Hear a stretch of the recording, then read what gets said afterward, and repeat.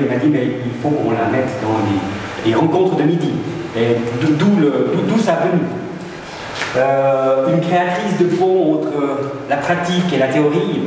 Je pense qu'elle va vous le raconter beaucoup mieux avec sa présentation. Et puis, je vais lui laisser ces quelques minutes à disposition. Merci beaucoup Jérôme pour l'introduction. C'est vrai que c'est assez sympathique de se retrouver ici dans un espace qui a déjà pas mal vécu en ce sens-là. Et puis, quand en effet j'ai été invitée, je me dis mais qu'est-ce que je vais aller pouvoir présenter à des entrepreneurs qui au jour et au quotidien vivent et travaillent avec l'aspect en fait aussi des rôles. Donc mon idée là maintenant, c'est à peu près pendant 20, maximum 30 minutes, c'est de passer en revue finalement de vous dire mais le rôle fait partie intégrante de notre vie de tous les jours et puis quelque part c'est une compétence qu'on a de switcher de l'un et de l'autre. Tout simplement de savoir que ça c'est quelque chose qu'on a en fait. D'un autre côté, je vais aussi aborder l'élément du rôle comme étant un objet derrière lequel on se cache, des fois on s'y accroche ou des fois on le brandit en étendard en disant mais c'est ça mon rôle. Je vais aussi revenir là-dessus. En finale, on aborde vraiment l'élément plus spécifique au niveau de l'équipe et vous devriez peut-être avoir quelques réponses, en tout cas mes réflexions que j'aimerais partager avec vous. C'est là qu'il n'y a même plus l'élément visuel. On va peut-être voir si ça va poursuivre. C'est finalement le rôle au sein d'une équipe. Ça peut être un GPS vraiment assez utile. Alors, en entrée en matière, je vais tout simplement vous donner un filtre par rapport au rôle, sans partir de la théorie, mais vous dire par exemple, pour exemplifier, en passant en revue comment, depuis le réveil ce matin jusqu'à maintenant, quel type de rôle j'ai traversé. Peut-être certains d'entre vous se rappelleront que c'est passé aussi comme ça ce matin, mais juste à dire que ça fait partie intégrante. Alors, ce matin, si on garde le fil des rôles, ce matin au réveil, j'ouvre mes yeux, je mets ma main de côté, je retrouve quelque part mon conjoint avec lequel je partage déjà bientôt plus de 20 années. Et dans mon rôle de femme et d'amante, je lui demande « Est-ce que tu as bien dormi ?» C'est là que du jour, la porte s'ouvre, le petit dernier arrive, donc un petit garçon, en furie, saute sur le lit et me voilà catapultée directement en rôle de maman. Je regarde mon mari, on se dit « Nous sommes maintenant dans le rôle de parents ». Bref, je me prépare, je m'habille, en sachant que quelque part à midi, je vais être conférencière. Donc, je vais quand même m'habiller, pas la même chose que si je suis à la maison, avec un champ de tension qui se met déjà en place en disant, faudrait peut-être pas que le petit dernier arrive avec ses mains pleines de confiture, de faire un gros câlin à maman, parce que le rôle de conférencière sera peut-être pas tout à fait contente. Donc, suite au fait que les deux enfants sont partis, me voilà, je passe au bureau, je rencontre mon assistante qui me pose quelques questions sur juste un dossier en cours et me voilà catapultée ou en tout cas dans mon rôle de patronne. Ça se confirme parce qu'en fait je reçois encore une demande de la part de ma fiduciaire qui me demande de répondre à une question financière. On est début janvier, pour ceux qui savent ce que ça veut dire, il faut faire un peu le point. Bref, je pars sur un dossier épineux encore ce matin, c'est une intervention au sein d'une équipe dans un environnement hospitalier. Et je me pose la question comment aborder cette thématique. Et hop, me voilà dans le rôle de consultante en développement organisationnel que j'ai depuis à peu près une quinzaine d'années. J'y suis là-dedans et c'est là que je reçois, c'était ce matin aussi, l'appel d'une collègue qui fait partie du comité de l'Association suisse des psychologues du travail et des organisations et qui me demande mon avis sur un thème où en fait des politiciens dans le canton de Vaud nous demandent un avis en lien avec la santé au travail. Et c'est là que je sais que je suis demandée dans un rôle qu'on m'attribue, un peu peut-être de visionnaire au sein de ce comité, mais aussi un peu de vieux sage. Et oui, ça fait 14 ans que je suis dans ce comité et c'est là qu'on veut cet apport-là. Maintenant, 11 heures à peu près, je prends la voiture et me voilà dans le rôle de citoyenne responsable qui éteint son téléphone portable, qui ne regarde pas le téléphone portable en roulant, puisque quelque part j'ai aussi une contribution à cette société de peut-être pas faire un accident. Je suis accueillie ici par deux personnes, une personne que je ne connaissais pas encore, mais que j'ai rencontrée à travers LinkedIn, aussi un de ces réseaux, il y a plein d'interactions, et par Jérôme Ayer. Et c'est là que je me rappelais, il y a 15 ans en arrière, pour qu'un court laps instant, je dis bien laps instant, j'étais recatapultée dans le rôle de formatrice que j'étais à son ancienne, mais il m'a tout de suite introduite en disant, il faut que je te présente, donc me voilà, rôle de conférencière. Alors vous voyez qu'en à peu près 4-5 heures, j'ai traversé 8 à 9 rôles sans trop de dommages collatéraux. J'ai eu la chance qu'il n'y avait pas trop de champs de tension, à part le truc avec la confiture de ce matin. Et j'ai pas non plus fait un accès de personnalités multiples à ne plus savoir comment faire. Donc on est capable en tant qu'être humain dans une société, puis c'est bien ça qui est intéressant, de jongler d'un endroit à l'autre. Je suppose qu'ici dans le coworking, on a aussi plein de rôles qui se mettent en place et on adapte, et c'est ça qui est spécifique, son comportement et sa posture en fonction du rôle. Celui-là, il n'a pas envie de m'aider. Donc, le rôle, si on veut le dire, et c'est là que je vais partir sur cette danse des rôles, sur cette manière dont on utilise les rôles. Tout d'abord dire, c'est vraiment un champ de tension créateur, en quoi? Partir sur le rôle comme étant une interface, je dirais ça entre qui et qui. Dans mon introduction, vous avez dû voir, il y a l'individu et ce que je suppose que l'environnement attend de ma part. On a de l'autre côté un terme qui a l'air barbare au démarrage, un objet transitionnel. Comment le rôle devient un doudou dans les équipes auxquelles on se raccroche pour faire remercier la grande entreprise, mais aussi faire en sorte qu'en tant qu'individu, on s'y retrouve. Puis à la fin, je vais revenir sur la danse des rôles. C'est à ce moment donné qu'on va pouvoir aussi échanger sur des points pratiques. Et c'est là qu'on est tout derrière. Voilà. L'histoire que je vous ai racontée ce matin, je pourrais aussi vous la raconter sous un champ de tension. C'est sûr que ce matin, si par hasard mon mari avait d'autres attentes que de moi, alors que notre fils était en train de sauter dans notre lit, ça aurait pu avoir un déjeuner un peu plus tendu. Ou alors si mon assistante, je lui répondais dans le rôle de vieux sage qui donnait des explications politico-professionnelles dans le domaine de la psychologie du travail, je pense que ça l'aurait pas tout à fait aidé à ce qu'elle puisse avoir une réponse à sa question qui était tout simplement comment je finalise le document Excel que tu m'as demandé. Donc là, au sein des équipes, ça vaut la peine de chaque fois se dire est-ce que je suis en cohérence finalement? Est-ce qu'on est en lien avec les attentes qu'on a en tant qu'individu dans un environnement? Est-ce que les autres attendent de notre part? Je reviendrai là-dessus, puisque à un moment donné, le fait de prendre un rôle dans notre société est en fait un champ de tension. Et c'est pour ça que des fois, il est plus sympathique de garder une fonction et de se dire « je suis chef d'entreprise » ou « je suis maman », donc des statuts qu'on a, au lieu de dire quelque part, on peut peut-être aussi être un peu dans une flexibilité. Pourquoi? Alors, la prise de rôle, si on peut le dire, elle a un sens assez clair dans notre société, puis après on le remettra en lien dans le domaine des organisations. C'est que d'un côté, il y a une structure sociale. Ça permet de réguler. Donc en clair, quand je rencontre quelqu'un, il va me donner sa fonction et ça va être beaucoup plus simple de comprendre d'où il parle. D'un autre côté, on a la structure individuelle. Vous savez, en tant qu'individu, on a juste envie de bien être toujours le même en toute situation. Ça aussi, c'est une illusion parce qu'on se comporte et on s'adapte en fonction de la situation. Et donc, d'un côté, on a l'importance d'une structure qui est donnée. On le remet dans les organisations, il y a une fonction. On dit qui on est, on a un cahier des charges. Puis comme ça, au moins, quand on va sur l'organigramme, on sait à qui on a affaire. C'est un peu ce qu'on nomme dans les entreprises le régulateur social. Parce que si on ne savait pas à qui on devait s'adresser, c'était quand même un peu compliqué en termes de GPS, si j'ose dire. D'un autre côté, on a l'individu qui apporte certaines compétences, qui a sa manière de faire, qui a ses manières individuelles de mettre les choses en avant, et puis qui, lui, il aimerait bien continuer à rester toujours lui-même dans la même situation. C'est des fois aussi un peu plus adapté. Et la prise de rôle, c'est-à-dire que dans la situation dans laquelle je suis, je prends un certain rôle, je vous l'ai raconté ce matin, j'ai switché à peu près de 8 rôles en laps de temps de 4 ou 5 heures, c'est soit une source de créativité, tiens, je ne suis peut-être pas le chef d'entreprise que j'ai besoin d'être à ce moment donné et j'ai une autre posture à un moment donné et j'ai d'autres comportements. De l'autre côté, c'est sûr que si on n'est pas en adéquation entre les deux, on a quand même une source de conflit. Et puis ce que j'aime bien nommer, c'est qu'on a une hygiène sociale et une hygiène psychologique qui fait qu'on aime simplifier les choses.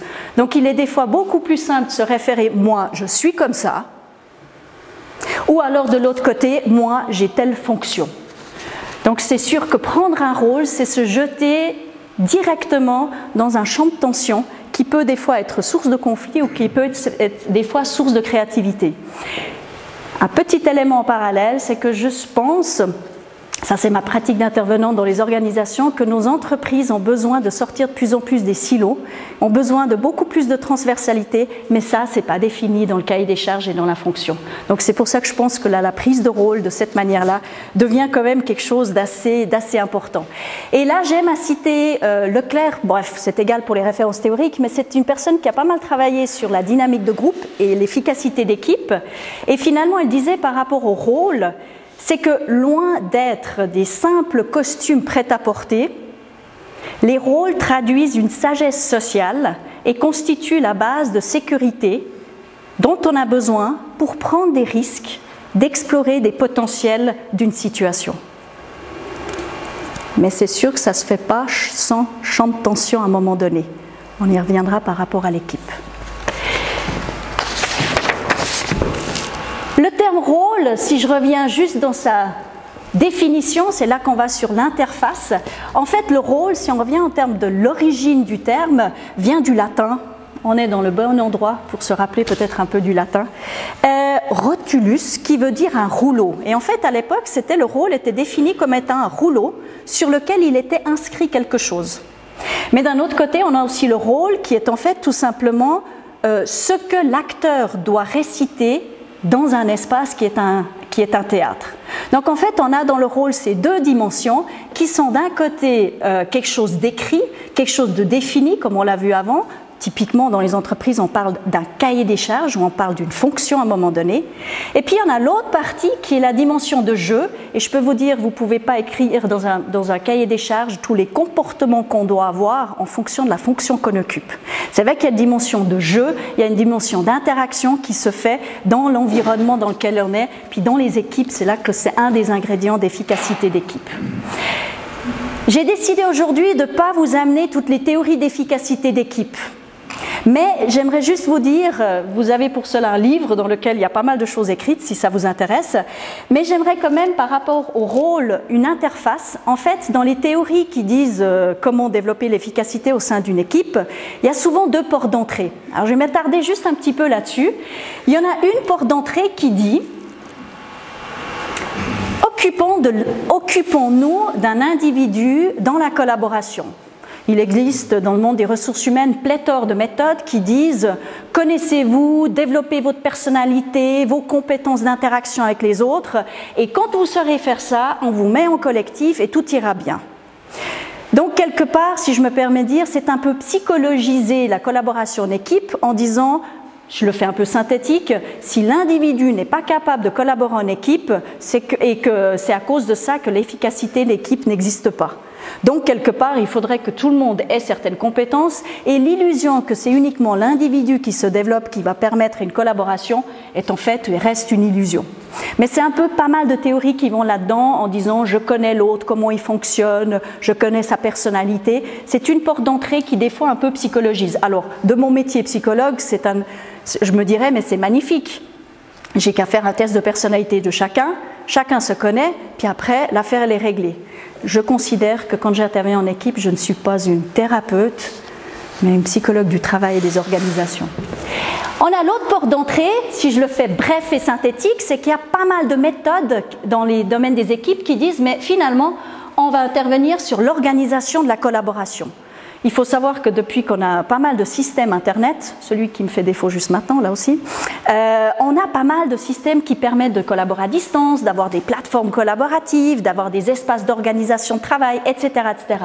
Donc cette porte d'entrée dit, si je le fais un peu synthétique, tant que l'organisation de la collaboration structurellement est définie, aucun souci dans la collaboration.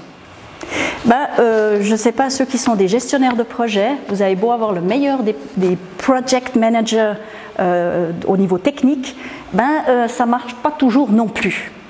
Donc ces portes d'entrée, si on les prend de manière individuelle, et c'est un peu les grandes théories qui existent là derrière, sont soit dans une porte d'entrée, soit dans l'autre. Et puis l'être humain, à la base, il a un peu de la difficulté à voir le rôle comme étant comme étant quelque chose de l'interface, et c'est pour ça que, en effet, je reviens au fait que si on lit les deux, c'est là qu'on revient sur le rôle, parce qu'on tient compte de la dimension écrite, vous vous rappelez du rouleau, dans lequel est écrit où c'est écrit ce qui est à faire ou ce pourquoi on est là. Puis de l'autre côté, à un moment donné, on a la dimension de jeu, d'interaction qui ne peut pas être prescrite à un moment donné. Peut-être l'élément encore important parce que je me suis intéressée par rapport au rôle, plus spécifiquement au champ de l'équipe. Le champ de l'équipe est un espace assez grand.